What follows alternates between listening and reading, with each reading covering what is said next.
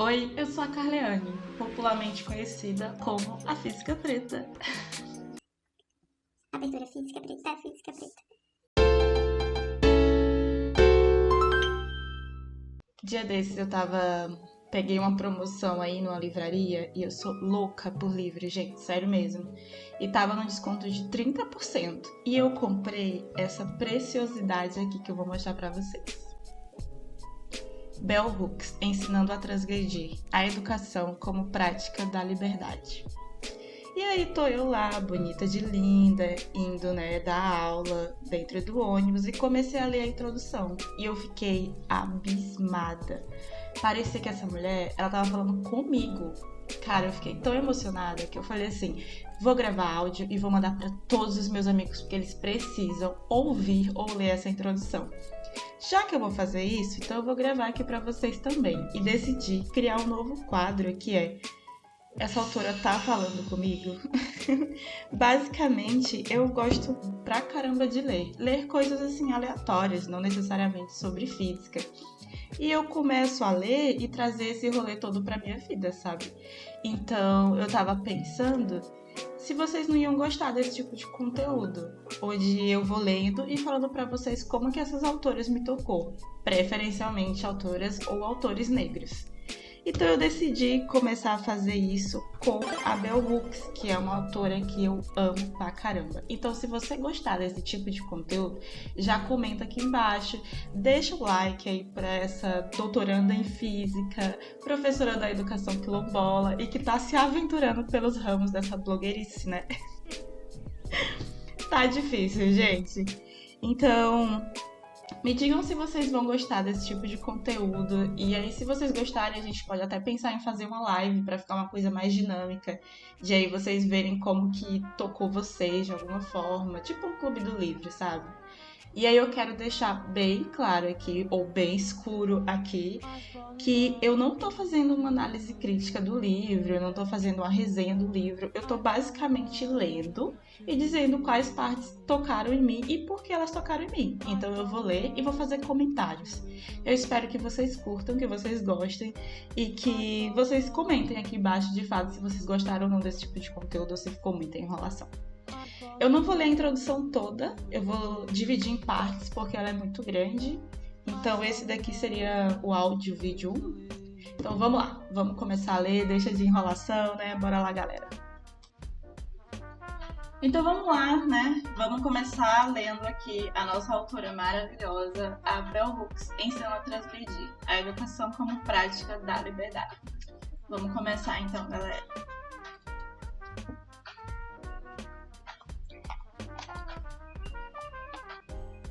Introdução. Ensinando a transgredir. Durante algumas semanas, antes de o departamento de inglês de Oberlin College decidir me efetivar como professora, fui assombrada pelo sonho de fugir, de desaparecer, até mesmo de morrer. O sonho não era uma reação ao medo de eu não conseguir a estabilidade no cargo. Era uma reação à realidade de que eu ia conseguir a estabilidade. Eu tinha medo de ficar presa na academia para sempre. Em vez de ficar eufórica quando fui efetivada, caí numa depressão profunda que me pôs a vida em risco, visto que todos ao meu redor achavam que eu devia me sentir aliviada, contente, orgulhosa. Senti-me culpada por meus verdadeiros sentimentos e não consegui partilhá-los com ninguém. O ciclo de aulas me levou à ensolarada Califórnia e ao mundo New Age da casa da minha irmã em Laguna Beach, onde pude esfriar a cabeça por um mês. Quando partilhei meus sentimentos com minha irmã, ela é terapeuta. Ela me garantiu que eles não eram nem um pouco impróprios. Disse: "Você nunca quis ser professora. Desde quando éramos pequenas, tudo o que você sempre quis foi escrever." Ela tinha razão. Todos sempre partiram do pressuposto de que eu seria professora. E aí que eu vou já abrir as minhas primeiras aspas, né, galera? Porque, assim, eu também nunca quis ser professora. Nunca. Tipo, quando entrei na graduação, eu sabia que eu queria ser pesquisadora. E para você ser pesquisadora nesse país, né, você tem que ir para a universidade ou para academia, né, universidade e academia. Porque daí você tem que fazer ensino, pesquisa e extensão. Então, como eu queria ser pesquisadora, eu teria, né, que ser professora também. E daí a professora ia ser o cargo que vinha junto para eu poder pesquisar. Essa era a minha primeira ideia, né? Mas desde pequena eu sempre brincava de dar aula para os meus amigos e todo mundo falava, ela vai ser professora, ela vai ser professora. Mas inicialmente essa não era a minha vontade. E aqui ela já começa a me fisgar assim. Vamos continuar. No Sul, na época do Apartheid, as meninas negras de classe trabalhadora tinham 3 opções de carreira. Podíamos casar, podíamos trabalhar como empregadas e podíamos nos tornar professoras de escola. E visto que, de acordo com o pensamento sexista da época, os homens na verdade não gostavam de mulheres inteligentes. Partia-se do pressuposto de que quaisquer sinais de inteligência selavam o destino da pessoa. Desde o ensino fundamental, eu estava destinada a me tornar professora. E aí, mais uma vez, a gente vem, né, abrir algumas aspas aqui, porque, cara, uma vez eu tava na graduação, e aí um professor, infelizmente, lançou um comentário, tipo, eu era a única menina da turma, né? Ah, Carla, você vai querer namorar no meio da aula? Assim, tipo, do nada, de graça. E eu fiquei, assim, super constrangida e falei, ah, claro, né, quero ter uma relação e tal. E ele falou, é bom que você procure isso agora, porque o homem não gosta de mulher inteligente. Tipo, que tipo de homem, né? Esse tipo de homem nem me atrai, homem fraco. Mas, de fato, gente, é uma realidade. Tipo, até hoje tem essa ideia sexista, machista, de que homens não gostam de mulheres inteligentes, blá, blá. E aí você vê mulheres, tipo, em altos cargos e tal, e quase sempre solteiras, né? Então, assim, aqui ela escreveu um livro há muitos anos atrás, tá? Eu posso trazer a data depois. Mas ainda é um pensamento que, infelizmente, resiste. Tipo, vocês, garotos que estão na sala de aula, vocês já ouviram esse tipo de comentário? Que, cara, eu já ouvi pra caramba. Voltando. Mas o sonho de me tornar escritora sempre esteve presente dentro de mim, desde a infância. Eu acreditava que iria lecionar e escrever. O escrever seria o trabalho sério e o lecionar o emprego não tão sério de que eu precisava para ganhar a vida. O escrever, conforme pensava então, era uma questão de anseio particular e glória pessoal, enquanto o lecionar era um serviço, uma forma de retribuir a comunidade. Para os negros, o lecionar, o educar, era fundamentalmente político, pois tinha raízes na luta antirracista. Com efeito, foi nas escolas de ensino fundamental, frequentadas somente por negros, que eu tive a experiência do aprendizado como revolução. Quase todos os professores da escola Booker T. Washington eram mulheres negras. O compromisso delas era nutrir nosso intelecto para que pudéssemos nos tornar acadêmicos, pensadores e trabalhadores do setor cultural, negros que usavam a cabeça. Aprendemos desde cedo que nossa devoção ao estudo, à vida do intelecto, era um ato contra-hegemônico, um modo fundamental de resistir a todas as estratégias brancas de colonização racista. Embora não definissem nem formulassem essas práticas em termos teóricos, minhas professoras praticavam uma pedagogia revolucionária de resistência, uma pedagogia profundamente anticolonial. E aqui eu novamente abro umas aspas, né? Porque, tipo, nós que somos pessoas pretas, pobres, o que a gente mais ouvia dos nossos pais, né? Tipo, tem que estudar pra ser alguém na vida, tem que estudar. Tipo, esse ser alguém na vida era a ferramenta que os nossos pais tinham pra dizer, tipo, você tem que ter um emprego melhor do que o meu, uma forma que eles tinham de nos proteger. De certa forma, era na educação que a gente encontrava essa ferramenta de lutar contra um sistema que quer fazer com que a gente permaneça sempre com a mesma visão. Então, eu também me identifico muito nesse sentido, porque a única ferramenta, a princípio, disponível pra gente, quanto pessoas pretas e pobres, lutar contra as ferramentas do opressor é um estudo, né? Pelo menos na minha opinião. Vamos voltar aqui. Nessas escolas segregadas, as crianças negras consideradas excepcionalmente dotadas recebiam atenção especial. As professoras trabalhavam conosco e para nós, a fim de garantir que realizássemos nosso destino intelectual e assim edificássemos a raça. Minhas professoras tinham uma missão. Para cumprir essa missão, as professoras faziam de tudo para nos conhecer. Elas conheciam nossos pais, nossa condição econômica, sabiam a que igreja íamos, como era nossa casa e como nossa família nos tratava. Frequentei a escola no momento histórico em que era ensinada pelas mesmas professoras que haviam dado aula à minha mãe, às irmãs e aos irmãos dela. Meu esforço e minha capacidade para aprender sempre eram contextualizados dentro da estrutura de experiência das várias gerações da família. Certos comportamentos, gestos e hábitos de ser eram considerados hereditários. Gente, foi aqui que essa mulher me pegou de um jeito assim, ó, muito grande. Por quê? O que acontece? Cara, eu tive toda a minha experiência de educação dentro da sala de aula do ensino regular. Eu também tive a minha experiência enquanto estudante dentro da universidade. Mas hoje, enquanto professora da educação quilombola, eu tenho um outro tipo de experiência em sala de aula. E essa experiência passa muito por isso que ela fala aqui. Tipo, na educação quilombola, a gente parte dos saberes tradicionais, herdados através dos griots, passados de geração em geração.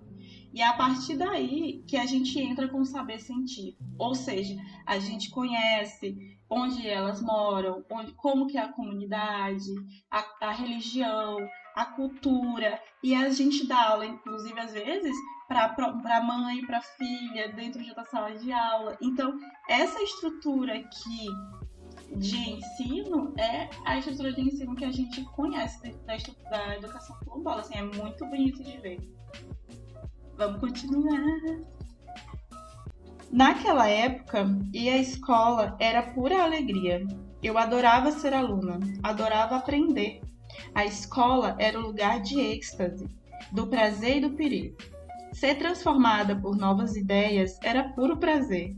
Mas aprender ideias que contrariavam os valores e crenças aprendidos em casa era correr um risco, entrar na zona de perigo. Minha casa era o lugar onde eu era obrigada a me conformar à noção de outra pessoa acerca de quem e o que eu deveria ser.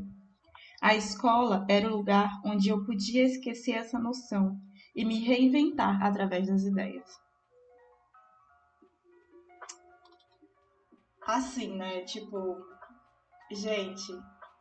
Quando eu estudava no ensino médio, principalmente, foi quando eu descobri um mundo dentro da escola. Cara, eu podia aprender várias coisas. Eu conhecia a história de outros países, eu conhecia a história do universo, eu pude aprender filosofia, sociologia. E quando eu pegava livros para ler, cara, eu tava sempre na biblioteca, né? Eu parecia que dentro daquele livro, dentro daquele espaço da escola, eu podia ser qualquer coisa, sabe? E aqui eu vou abrir umas aspas muito interessantes. No tempo do meu ensino médio, eu estudava numa escola de periferia no Nordeste. A maior parte dos alunos da sala de aula eram pessoas negras. Então, pra mim, aquele espaço era um espaço de liberdade de pensar, entendeu?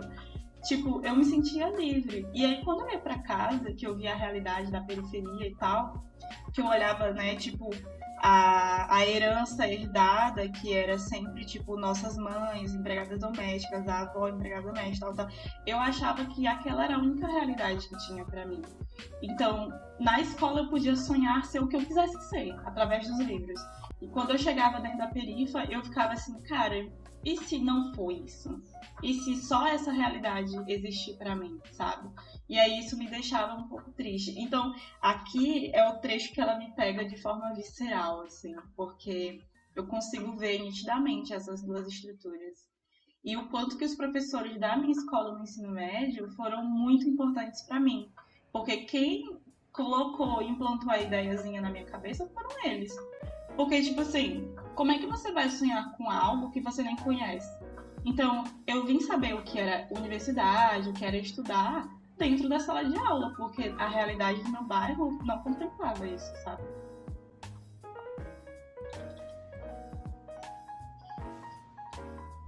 A escola mudou radicalmente com a integração racial. O zelo messiânico de transformar nossa mente e nosso ser, que caracterizava os professores e suas práticas pedagógicas nas escolas exclusivamente negras, era coisa do passado. De repente, o conhecimento passou a se resumir a pura informação. Não tinha relação com o modo de viver e de se comportar, já não tinha ligação com uma luta antirracista. Levados de ônibus às escolas de brancos, logo aprendemos que o que se espera de nós era a obediência, não o desejo ardente de aprender. A excessiva ânsia de aprender era facilmente entendida como uma ameaça à autoridade branca. Gente, eu tenho muita coisa para falar desse trecho, mas eu vou ler mais um parágrafo porque eles se completam. Quando entramos em escolas brancas, racistas e dessegregadas, deixamos para trás um mundo onde os professores acreditavam que precisavam de um compromisso político para educar corretamente as crianças negras. De repente, passamos a ter aula com professores brancos cujas lições reforçavam os estereótipos racistas. Para as crianças negras, a educação já não tinha a ver com a prática da liberdade. Quando percebi isso, perdi o gosto pela escola. A sala de aula já não era um lugar de prazer ou de êxtase. A escola ainda era um ambiente político, pois éramos obrigados a enfrentar a todo momento os pressupostos racistas dos brancos, de que éramos geneticamente inferiores, menos capacitados que os colegas, até incapazes de aprender.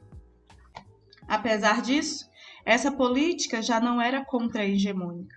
O tempo todo estávamos somente respondendo e reagindo aos brancos. Cara, essa autora, né?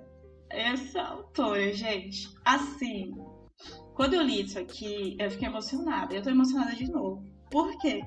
Porque quando eu ia lendo, eu ia pensando, cara, é isso mesmo. É esse sentimento que eu senti quando eu entrei na universidade.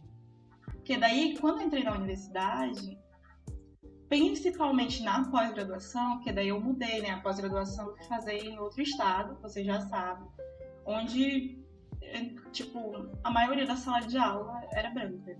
Eu era a única aluna negra da minha turma. E aí, eu vivi esse momento, assim, de entender esses pressupostos racistas que caíam sobre o meu corpo naquele espaço, sabe? De que, como ela fala, eu era inferior, que eu era menos capacitada, incapaz de aprender. Então eu vivi muito essa transição que ela fala, que nem foi uma transição suave, foi um bagulho assim, sabe? Brusco. E aí eu vou deixar um pouco mais para comentar sobre isso à medida que a gente for lendo, porque ela vai entrar exatamente nesse ponto. Mas essa sensação de não ser pertencente, de estar o tempo tendo que se provar, é o que a gente vive hoje, né? Tipo, pelo menos é o que eu vivi dentro da universidade. Essa transição das queridas escolas exclusivamente negras para escolas brancas, onde os alunos negros eram sempre vistos como penetras, como gente que não deveria estar ali, me ensinou a diferença entre a educação como prática da liberdade e a educação que só trabalha para reforçar a dominação. Os raros professores brancos que ousavam resistir, que não permitiam que as parcialidades racistas determinassem seu modo de ensinar, mantinham viva a crença de que o aprendizado, em sua forma mais poderosa, tem de fato um potencial libertador. Alguns professores negros haviam se juntado a nós no processo de dessegregação e, embora tivessem mais dificuldade, continuaram apoiando os alunos negros, mesmo diante da suspeita de estarem favorecendo sua própria raça. Apesar das experiências intensamente negativas, me formei na escola ainda acreditando que a educação é capacitante, que ela aumenta a nossa capacidade de ser livres. Quando comecei o curso de graduação na Universidade de Stanford, né, queridos? Me fascinei pelo processo de me tornar uma intelectual negra insurgente. Fiquei surpresa e chocada ao assistir às aulas em que os professores não se entusiasmavam com o ato de ensinar, em que pareciam não ter a mais vaga noção de que a educação tem a ver com a prática da liberdade. Na faculdade, reforçou-se a principal lição: tínhamos de aprender a obedecer à autoridade. Gente, e aí? O que vocês acharam desse texto, hein? Que, olha, eu queria copiar essa parte e mandar para algumas pessoas específicas, assim, mas, né? Fica o vídeo aí, né? Cara, é exatamente isso. Tipo, pelo menos no meu curso, no momento que eu vivi o meu curso e que eu observo muita gente falando e tal, murmurinho, certo, a universidade tem mudado essas estruturas, porque a gente tem questionado, né? E tem pressionado, e tem repensado, e porque novas pessoas estão entrando. Mas ainda é comum você observar essa estrutura de que a ideia é obedecer uma autoridade. E a ideia é decorar um conteúdo, não formular um pensamento crítico. Então, ela vai dizer isso, inclusive, mais à frente. Isso ainda é muito comum. Agora, eu acho que ela vai tocar ainda mais a gente, porque ela vai entrar nesse momento do momento da graduação, né? E, então, vamos lá. Eita, Jesus, alguém tá quebrando alguma coisa. No curso de graduação, a sala de aula se tornou um objeto de ódio, mas era um lugar onde eu lutava para reivindicar e conservar o direito de ser uma pensadora independente. A universidade e a sala de aula começaram a se parecer mais com uma prisão, um lugar de castigo e reclusão, e não de promessas e possibilidade. Escrevi meu primeiro livro enquanto fazia o curso de graduação, embora ele só tenha sido publicado anos depois. Estava escrevendo, mas, mais importante, estava me preparando para ser professora. Gente, a querida escreveu o primeiro livro dela na graduação. E eu só tentando conseguir ser aprovada nas disciplinas, né? Enfim. Aceitando a profissão de professora como meu destino, eu me atormentava com a realidade das salas de aula que conhecera como aluna de graduação e pós-graduação. A grande maioria dos nossos professores não dispunham de habilidades básicas de comunicação. Não eram autoatualizados e frequentemente usavam na sala de aula para executar rituais de controle, cuja essência era a dominação e o exercício injusto do poder. Nesse ambiente, aprendi muito mais sobre o tipo de professora que eu não queria ser. Gente, assim, aqui no Brasil, as nossas universidades majoritariamente formam pesquisadores. Tanto é que, tipo, a maioria dos professores que eu conheço, eles são bacharéis, eles não são licenciados. Se vocês não sabem qual é a diferença, comentem que eu posso fazer um vídeo sobre isso. Então, os nossos professores, eles são formados para serem pesquisadores. Lembram do pensamento que eu tinha anteriormente? Que eu queria ser pesquisadora, mas eu teria que ser professora por conta da estrutura que a universidade está organizada? A maioria dos professores que seguem a carreira acadêmica pensam assim. Então, quando eles vão para a sala de aula, eles não vão para a sala de aula. Não todos, gente, tá? Tudo bem, já entendi. Então, né, vamos ter tudo na cabeça. Nem todos, ok. Então, eles vão para a sala de aula muito, tipo, despreparados no sentido de didática, de como às vezes até da forma de como olhar o que é a educação e o como a educação ela é importante para transformar uma sociedade, né? Aquela paixão por ensinar, às vezes não tem, às vezes a didática não foi trabalhada. Então, né, isso que ela fala é muito interessante. E outra coisa que ela fala muito bem é sobre executar rituais de controle, cuja essência era a dominação e o exercício injusto do poder. Cara, quantas vezes eu já vi estudante saindo chorando da sala de aula porque foi humilhada, sabe? Porque, tipo, às vezes o professor passa trabalhos absurdos com um tempo pequeno e você tem várias outras disciplinas. Às vezes você não pode questionar, né? Tipo, porque o professor acha que você tá questionando a autoridade dele e não o conteúdo. Então, assim, é isso ainda, infelizmente, que a gente vive, né? Tipo, o que ela vem trazendo aqui é uma realidade ainda existente. Na pós-graduação, constatei que eu me entediava com frequência na sala de aula. O sistema de educação bancária, baseado no pressuposto de que a memorização de informações e sua posterior regurgitação representam uma aquisição de conhecimentos que podem ser depositados, guardados e usados numa data futura. Não me interessava. Eu queria me tornar uma pensadora crítica, mas essa vontade era vista como uma ameaça à autoridade. Os alunos brancos, homens, considerados excepcionais, frequentemente tinham permissão para traçar por si mesmos o curso de sua jornada intelectual, mas dos outros, e particularmente dos grupos marginais, só se esperava que se conformassem. Qualquer falta de conformidade da nossa parte era vista como suspeita, como um gesto vazio de desafio cujo objetivo era mascarar a inferioridade ou um trabalho abaixo do padrão. Naquela época, os alunos oriundos de grupos marginais que tinham permissão para entrar em faculdades prestigiadas e predominantemente brancas, eram levados a sentir que não estavam lá para aprender, mas para provar que eram iguais aos brancos.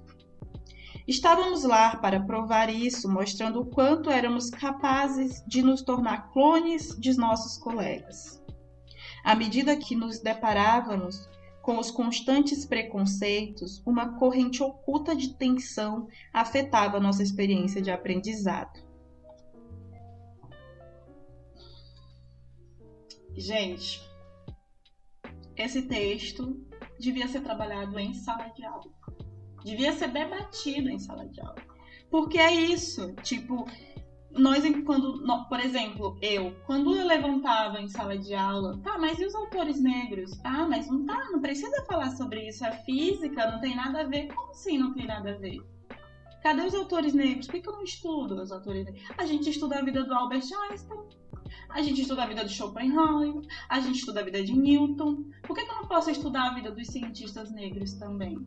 E daí a minha questão era tida como menor, ou eu era tida como baderneira, ou eu era tida como que, né, queria mascarar a inferioridade ou o meu trabalho abaixo do padrão, como ela diz aqui, né? Quantas vezes, gente, vocês não já foram julgados por uma questão que vocês fizeram em sala de aula? Por exemplo, mulheres. Por que a gente não estuda autoras mulheres?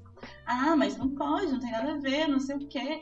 Ou não fizeram, sabe? Tipo, chega, já deu. E aí a gente tem que ficar o tempo inteiro não querendo estudar, não querendo aprender, não querendo questionar. A gente tem que estar o tempo inteiro tendo que ser igual às pessoas brancas, se provar 2 vezes, fazer 2 vezes mais para poder ser igual. Que estrutura racista é essa? Tá na hora de destruir essa estrutura racista. Tipo, de fato, eu fiquei muitos anos eu queria ter lido esse texto antes de entrar na universidade. Porque muito do peso ia sair da minha cabeça, porque eu achava que eu era o problema. Que eu é que realmente não sabia, que eu estava questionando coisas, que as minhas perguntas eram estúpidas, entendeu? Que muitas vezes eu percebia que alguns professores me cobravam mais. Cara, uma vez aconteceu, não vou dizer se foi na graduação ou na pós, de uma estudante branca copiar uma resposta minha da prova. O professor deu a questão certa para ela e meio certa para mim. Ou seja, nitidamente, sendo que ela copiou de mim, então nitidamente a régua que ele me media era diferente da dela. Mas por quê? Porque até na cabeça dos nossos educadores, essa ideia de que a gente tem que ser iguais aos brancos, a gente tem que se provar para valer, ela está intrínseca, está enraizada. Porque o racismo é institucional. Entende? E aí quando ela fala aqui, ó, à medida que nos deparávamos com os constantes preconceitos, uma corrente oculta de tensão afetava a nossa experiência de aprendizado. Cara, sério, é muito difícil você entrar numa sala de aula em que você não se sente pertencente. É muito difícil você entrar numa sala de aula que o professor já te olha com um sentimento de julgamento, que às vezes o professor nem olha pra tua cara. É muito difícil você entrar numa sala de aula em que você não vê ninguém parecido com você. Isso adoece. E isso prejudica, como ela fala aqui, a própria estrutura de ensino-aprendizado. Como é que você vai aprender se você nem se sente confortável num lugar? Entendeu? Então, tipo, eu já ouvi relatos de amigas minhas, das engenharias, por exemplo, que elas se sentem envergonhadas de perguntar coisas para o professor, porque o professor, às vezes, distratam, olha com um olhar, né, torto. Então, essa estrutura racista, ela prejudica a forma como a gente aprende. Por isso que ler esse livro me fez sentir, tipo, cara, não é culpa minha, não sou eu. É uma estrutura criada para que eu me sinta assim. Eu preciso que outras pessoas saibam disso, sabe? A mulher lá nos States, galera, falando as paradas tudo igual nós aqui no Brasil, entendeu? Chocada. Vamos continuar, gente, que eu já tô assim, ó, calor. Para reagir a essa tensão e ao tédio e apatia onipresentes que tomavam conta das aulas, eu imaginava modos pelos quais o ensino e a experiência de aprendizado poderiam ser diferentes. Quando descobri a obra do pensador brasileiro Paulo Freire, meu primeiro contato com a pedagogia crítica, encontrei nele um mentor e um guia. Alguém que entendia que o aprendizado poderia ser libertador. Com os ensinamentos dele e minha crescente compreensão de como a educação que eu recebera nas escolas exclusivamente negras do Sul havia me fortalecido, comecei a desenvolver um modelo para minha prática pedagógica. Já profundamente engajada no pensamento feminista, não tive dificuldade em aplicar essa crítica à obra de Freire. Significativamente, eu sentia que esse mentor e guia que eu nunca vira pessoalmente estimularia e apoiaria a minha contestação às suas ideias, se fosse realmente comprometido com a educação como prática da liberdade. Ao mesmo tempo, eu usava seus paradigmas pedagógicos para criticar as limitações da sala de aula feministas. Gente, aqui é muito bonito porque, olha só, por exemplo, esse livro, gente, é da Bell Hooks, é o amor da minha vida. A Bell Hooks, ela faleceu recentemente. E, cara, eu tô aqui, nunca conheci ela, e as ideias que ela escreveu aqui me impactam. Melhoraram a minha forma de ver a educação, de me ver professora, de me ver estudante, sem nunca nem ter visto ela pessoalmente. Então essa é a potência do livro. Foi o mesmo ela com o Paulo Freire, que eles nunca se conheceram pessoalmente, mas que os ensinamentos dele fizeram com que ela viesse pensar e estruturar, fosse o mentor e o guia dela. E ele fez, inclusive, gente, o prefácio do livro, fez um agradecimento. Coisa mais linda do mundo, né? O livro é excepcional. Vamos continuar aqui. Beber uma aguinha, né? Porque tem que se hidratar, queridos.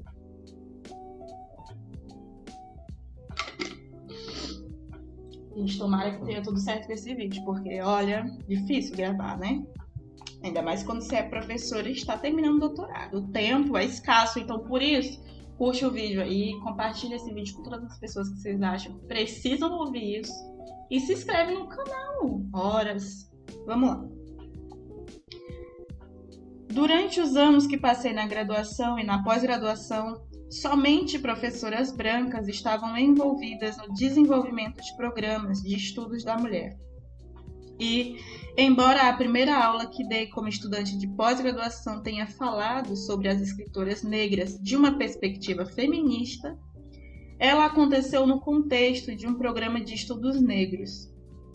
Descobri, naquela época, que as professoras brancas não estavam muito dispostas a promover o interesse pelo pensamento feminista e pelos estudos feministas entre as mulheres negras, se esse interesse viesse acompanhado de alguma contestação crítica. Mas essa falta de interesse não me impediu de me envolver com ideias feministas, nem de participar da sala de aula feminista. Essas salas de aula eram o único espaço onde as práticas pedagógicas eram questionadas, onde se partia do princípio de que o conhecimento oferecido aos alunos os capacitaria a ser acadêmicos melhores e a viver com mais plenitude no mundo extra-acadêmico. A sala de aula feminista era o único espaço onde os alunos podiam levantar questões críticas sobre processos pedagógicos.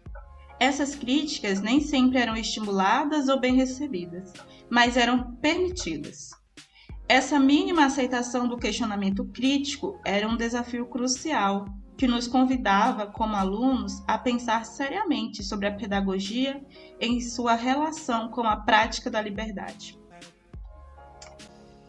Galera, nós vamos parar por aqui, porque o negócio aqui, ó, já começa a entrar nos pauleiros, assim, ó, que o bagulho fica louco. Então, olha, esse trecho que ela traz eu acho muito massa também. Tudo é massa, né? Porque eu senti isso também, gente. Tipo, primeira coisa, quando eu me encontrei dentro da universidade, meio perdida, me encontrei no movimento feminista também. Mas a gente sempre levanta umas questões, porque o feminismo branco, ele não contempla as nossas questões enquanto mulheres negras. Mas isso não significa que a gente está criticando as pessoas. A gente está falando assim, olha, a gente precisa expandir esse conceito. Não está nos contemplando. E às vezes nos espaços onde esses debates aconteciam, isso não era acolhido, era olhado como, tá querendo rachar o movimento, ai meu Deus, lá vem isso aqui. Cara, não, os espaços que a gente deveria ser acolhida, às vezes não rolava. Então, quando eu encontrei várias meninas pretas, que a gente começou a estudar as autoras negras que se pareciam com a gente começou a entender, assim, que era nós por nós. Só que a gente já tá num momento, galera, que não é mais nós por nós. Ou a gente se junta e cada uma entra no rolê da outra e entende, e aprende, e acolhe, ou a gente vai ficar assim, sem força, sendo, né, nessa situação complicada que a gente tá vivendo. Então, assim, aqui eu também me contemplei muito, porque apesar de tudo isso, foi nesses espaços, assim, do feminismo, e depois do feminismo negro, e depois do movimento negro, que eu fui me sentindo acolhida, que eu fui aprendendo sobre as questões, que eu fui me encontrando, onde eu pude, pela primeira vez, levantar a voz. Onde eu construí uma autoestima intelectual, onde eu entendi que não era um problema meu, era um problema social, estrutural, e que esse problema estrutural recaía sobre os meus ombros e me prejudicava, e que precisava combater ele. Então, eu me sinto extremamente contemplada com o que ela vem falando aqui.